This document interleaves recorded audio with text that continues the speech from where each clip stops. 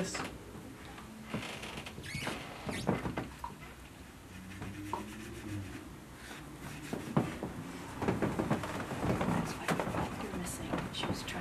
Yeah, when I teach pastel, I start with still life, and eventually they do a portrait. The class will do a portrait and a landscape as well, but not immediately. All right, so I kind of locked in that tree line.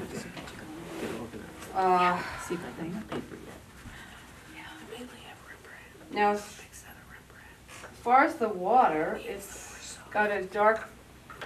I'm just going to block it all in, and then I'll show you how I develop a certain area. Obviously, it's not going to be finished. That's not the way I work. But so olive greens.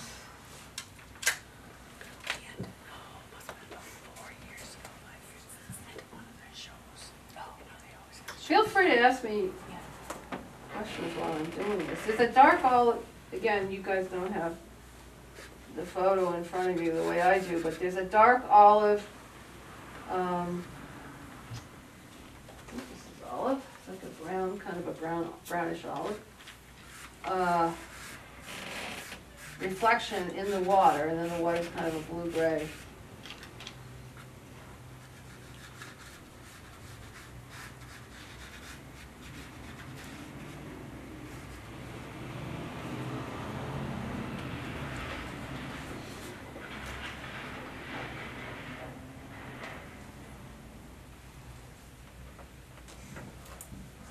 All organized, so let's see if I can actually find what I need here.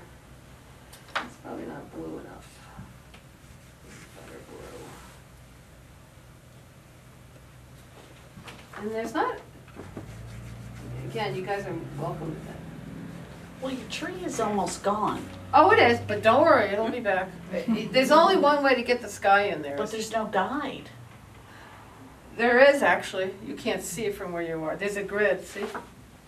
Okay, but That grid is on my paper. I hear you, but I can get it back because I can figure out exactly where it goes by my grid. But here's a good example. So here's the grid. These are 2-inch squares, I believe. And now, I confess, I sort of lost it here at the top, but I can reconstruct enough of it to get the tree back.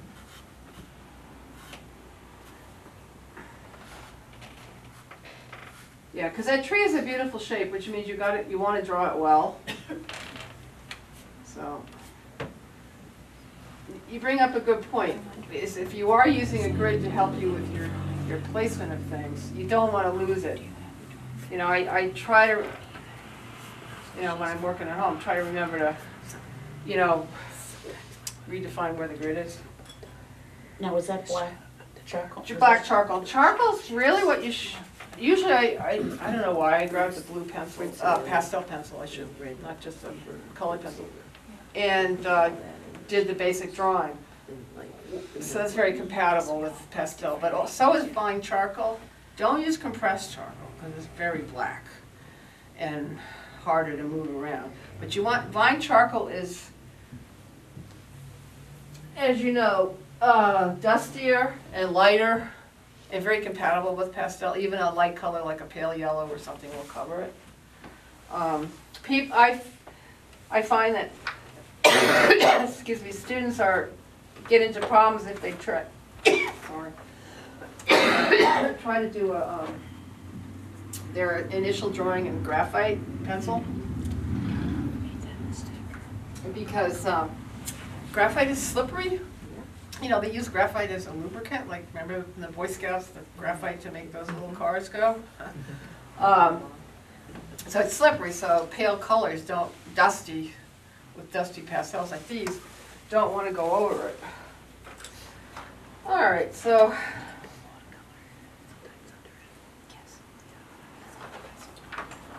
I brought a couple of other things to show you. So I think rather than rather than continuing and blocking in the rest, why don't you probably want to see the tree, right? Well, why don't I do that?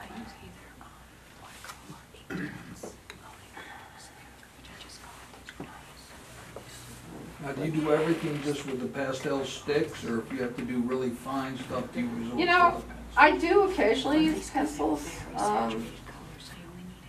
but not a lot. I have a lot of them, but I find, you know what the problem is? Once you have a fairly built-up pastel, invariably the pencils, they have to be harder than the actual pastels, otherwise they wouldn't exist in pencil form. By definition, they have to be harder. So if you've used a fair amount of soft pastels and you work on it with a pastel pencil, all that happens is you scratch through it. Now you can get away with it more on sandpaper than you can on the, you know, traditional pastel paper or charcoal paper. I'm sure you guys know what that is. They really don't work well at all. I have found more use for them since working on sanded paper. All right, let's try to get this tree back. I know. One of the things that always bugs me, and it's a paint. It's not just a pastel thing. It's an oil paint thing, or acrylic too. I'm a firm believer in drawing. I have a very big drawing background in arts from art school days, and the more I always feel like no matter what your subject, the more drawing you do, the better. But, and again, I never know what other artists think about, but one of the things I often think about is, damn, you know, I spent all the time on this drawing and now I'm going to lose it. But the more you draw, the more you understand things. You understand what you're actually doing. And it's never a waste of energy or time. I try to do life drawing. Actually, I've been going on to a place in Worcester on Tuesday nights, but I'm not there tonight, to do life drawing, because I don't think I've ever put figures in my landscapes, although that's something I really should do.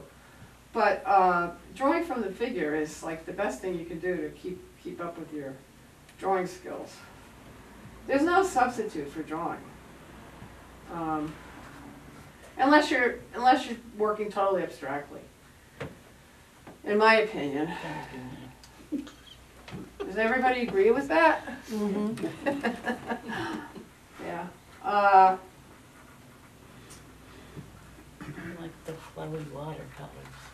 I don't think I ever draw anything. Well, I once in a while I've done watercolor. I used to do it a lot as a teenager. But even watercolor, unless you're tracing from a photograph, which I've seen people do, you still have to be able to draw.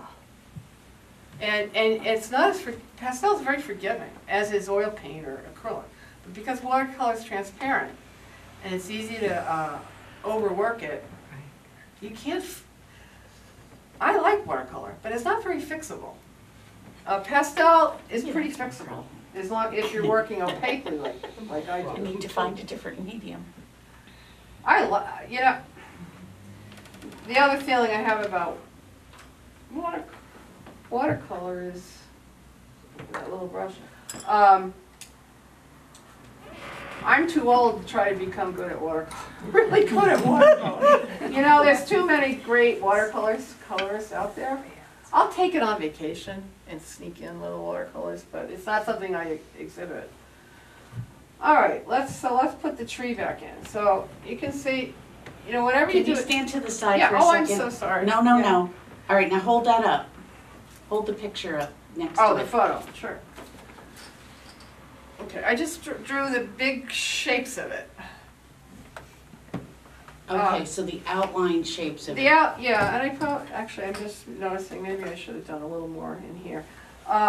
Yeah, whenever you do trees, be it this sort of a tree or an oak tree, or you gotta look at the big shapes. Are there artists that would draw leaf By leaf, yeah, maybe, but they're not necessarily gonna have a more successful tree. I was at the, I probably shouldn't take that much of it off. Just trying to think how much blue I should take off before I start building up the.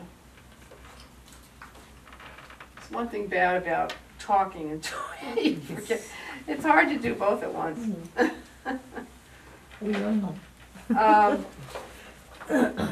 I got a painting in a show in New York, and we were down in New York last weekend, and we went to as well as going to the opening for this show, we went to the Metropolitan, and oh God, there's nothing like looking at those, Impressionists and pre-Impressionists.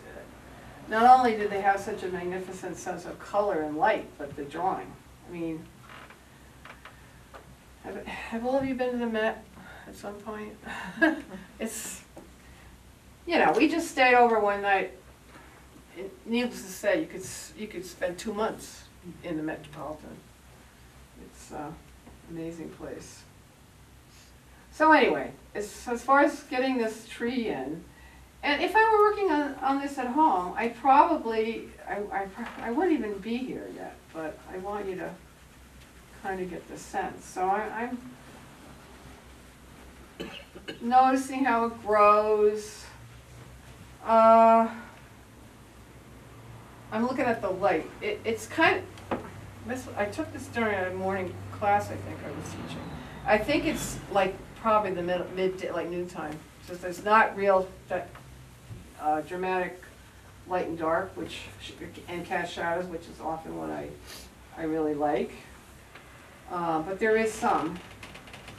But there's no huge illumination difference on the tree itself. Just color and texture and shapes.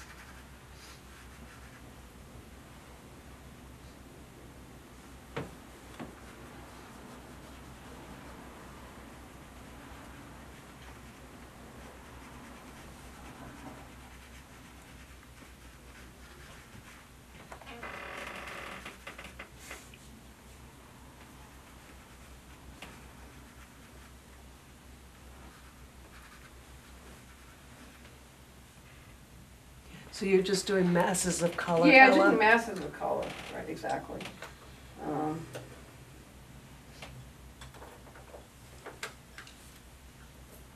There's something yellower, but I'll do that. I'll do that after, because that's a lighter. And there's some branches here that seem darker.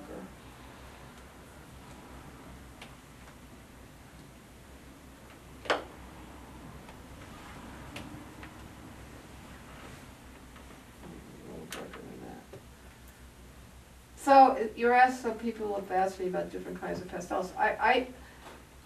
Rembrandts were the ones I started with, way back in the 70s when they're, that's about what was around. Rembrandts and Grumbacher's.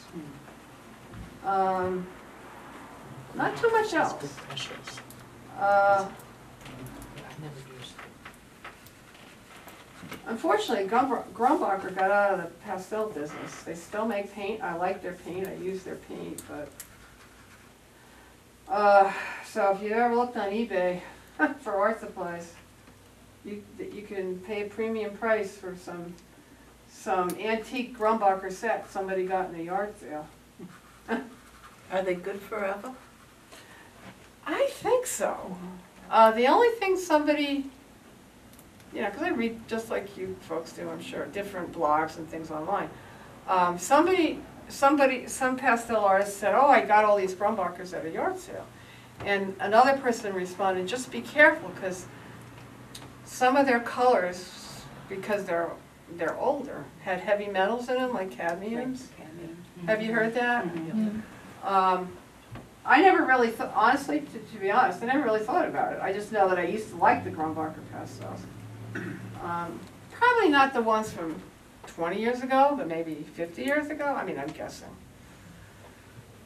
So that is something to think about. I use cadmiums in my oil paint, but again, I wear gloves. I follow the basic thing you learn in art school, which is do not eat lunch while you're painting. You know, And don't drink your water. and don't drink your paint thinner or whatever, yeah, because it looks the same color I've as your almost done coffee. that. Somebody did that one Saturday. Yeah. That was me. Was it acrylic? Was it acrylic? It was watercolor. Oh, well, then it's not so toxic. No. I'll tell you a sad story of something I did that was really incredibly stupid along the ideas of being careful with chemicals. I had a little tiny bit of clear ammonia left in the bottle. So I said, this bottle's taking up too much room. So I poured, you know, like, it was like that much, into a water bottle. What? And it was stupid, right? Stupid. And I knew what was in there, but my husband came home and put it in the refrigerator. So what did I do a couple hours later? I took a swig of it. I said, oh, shoot, I know what I did. And of course the sink was right there. I spit it out. But that is a cautionary tale. Label everything. Yeah. You know, label, you know, I'm talking like paint thinner or if you put My it. mother had a card club thing for her ladies, and she served whiskey sours in a fountain. Remember in the 70s they used to be fountains? And then she put the leftover in a milk jug in the refrigerator. And all 6 of us kids drank it for breakfast. Because we thought it was orange juice. We all went off to school, and she was afraid GYS was going to be at her door because we all had whiskey sour for breakfast. I think it was about 7. A call from the principal. No, thank God. I guess we all just fell asleep. Oh, what a great story.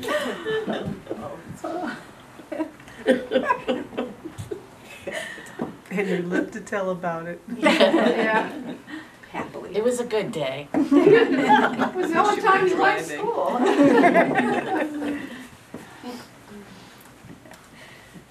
one way to get them to eat breakfast, right? Well.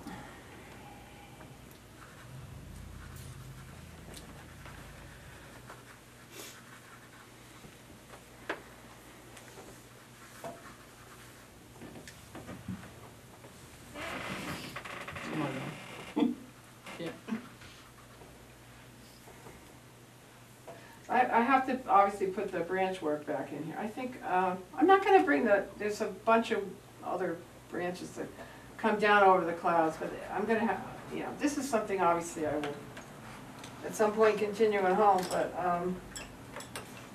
let's see what happens when we put something yellower on top, because that's what I think is going on here.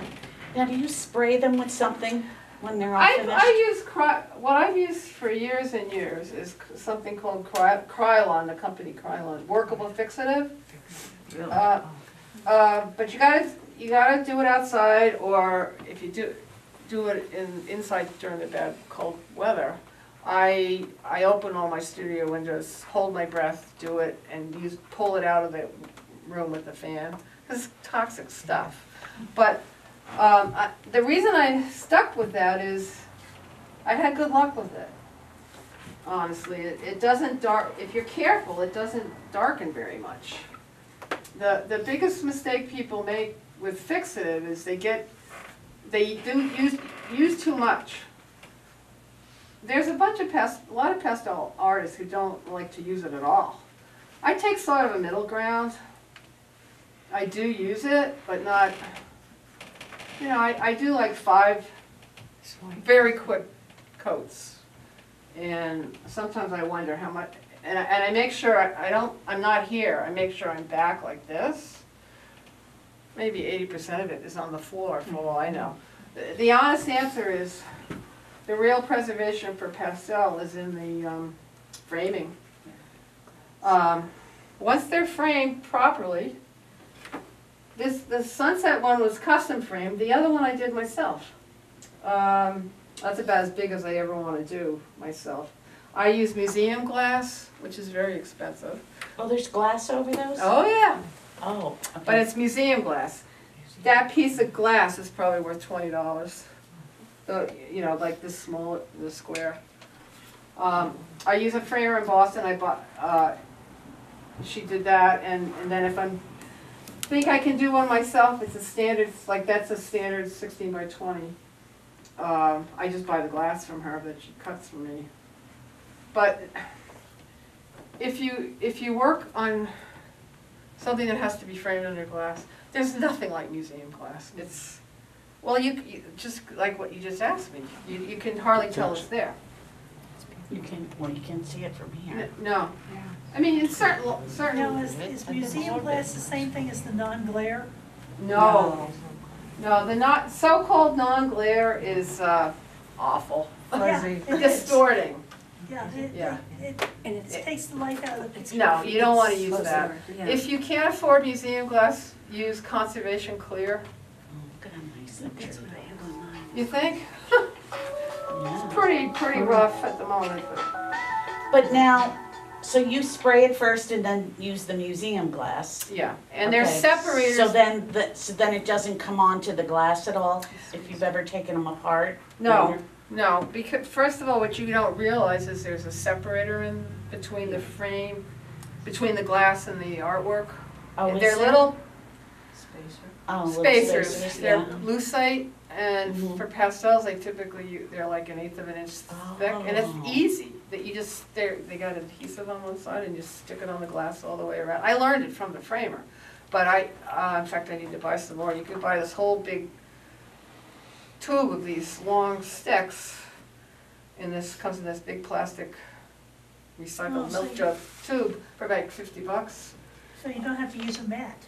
That's in lieu of a mat. Now this little one is in a shadow box frame, which has a separator in it. So that's a real cheap way of, but it's also has museum glass. What was I doing here? I was gonna. These little things you have to know. That's actually in over by Walmart, believe it or not. What is? This little tiny one. There's a little marshy. I cut through where my horse is over on William Street in Uxbridge. There's a way, I can't explain it. Past the vets? Yes, by Sutton Animal Hospital? Yeah. Yeah. Well, anyway, Oh, there's a that's- little marsh. Oh, yeah. Do you I recognize know that where spot? it is, yes. I went by there a couple weeks ago and it was all flooded, but, There's spots there. Yeah, clearly that's summer. but in the those pink summer, the flowers, loose yeah. stripe it's Yeah. loose stripe, which, everybody says, oh, that's terrible stuff, but it's pretty to paint. Be careful, don't fall on that rug you got there. Oh, thank you. Never mind me, I don't want to dump my pastels. All right, I'm just looking for a color for the, just to redraw the trunk. And then then I can show, is this a black? I don't really want a black. I had a really dark gray in here. Now, another reason you wouldn't use your finger would be because we have oils on our hands, right? Well, Does that that's affect- true, that's true in general, any kind of drawing. I can't stand that that's chalky definitely feeling true. on the hands. Yeah, me neither. I couldn't. Now, I read in something I was reading about pastels, and it's actually, it's okay to use bare fingers. The oil helps it settle into the paper. Oh, really? Yeah. I haven't read that, but it's possible. It may have been bad advice, I don't know, but it's like, so a certain amount will transfer. Just like anything you touch with your fingers, Yeah. the oily residue onto the paper. Like my windows. You should never use your fingers. Even like a charcoal drawing.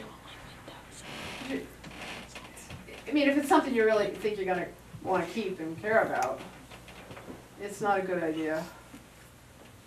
The worst thing that people, this is many years ago now, in the 80s sometime, I got an arts lottery grant and I did a little pastel workshop with the kids at the Grafton High. And they did nice work, they really did. Well, I came back to see the work displayed, they had sprayed them to death with hairspray. And essentially ruined them. I was really aggravated by that. That's the other thing, people think they can use hairspray for fixative. Don't do that either. It's got stuff in it that God knows what's going to do to your artwork. God knows what it does to your head. Yeah, this is, Years of using This is Aquanet. it's probably not your hair you need to worry about, it's your lungs.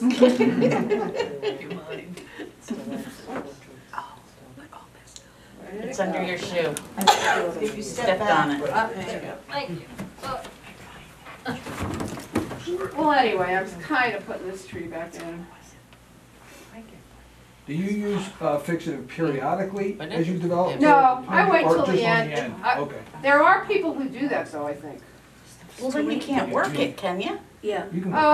if it's Yeah. working. You don't can, put too the whole point of workable fixative is, as the name implies, workable means you can work over it.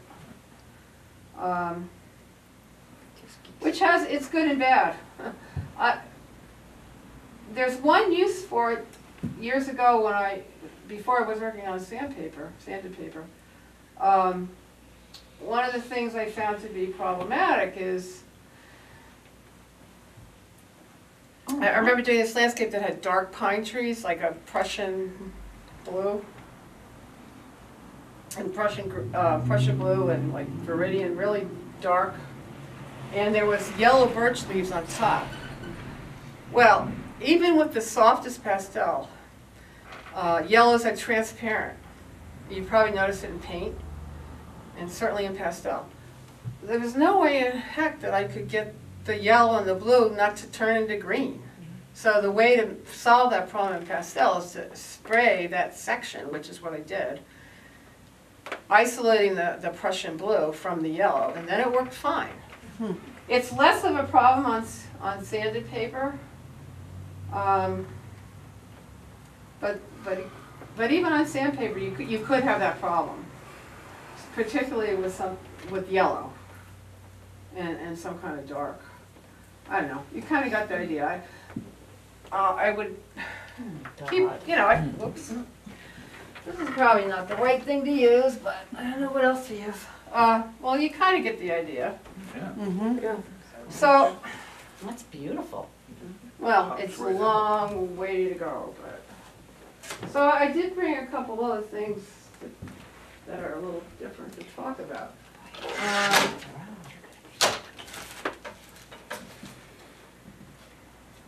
I did a paint, this is my own photograph.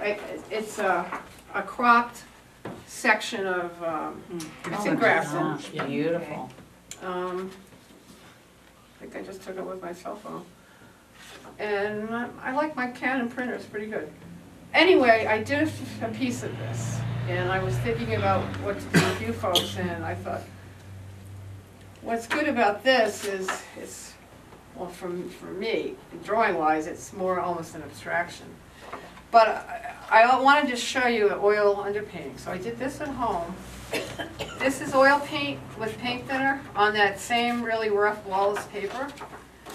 And you can see, it's just big shapes. That's all it is. Big shapes. And then I'll show you how you can do pastel on top of that. And it's still considered a pastel, right?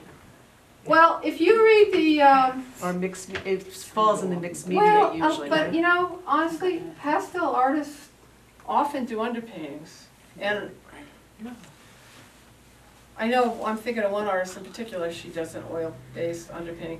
But they do watercolor underpaintings, they do alcohol washes with pastel. Now, I've tried that, and it's got screwed up on the Wallace, and I figured out why. Alcohol is a part, the grit that they prime it with, it's really essentially gesso with pumice in it. And I'm pretty sure what happened, it got tacky. Oh, No, Because breaks it alcohol down. breaks it down. The UART paper, it doesn't. I know, and somebody It's told, just the Wallace. I know a And fellow, Pastel Matte, I think, or Pastel Premier? Which one is the Clairefontaine? Is that Pastel Premier? Pastel Premier is very similar to Wallace, and I have used it of late, but And I got alcohol to, separates that too, makes Does it it? gummy, but the UART is. well, I know, I have a friend who's just works on UART, and he said it's not a problem on UART.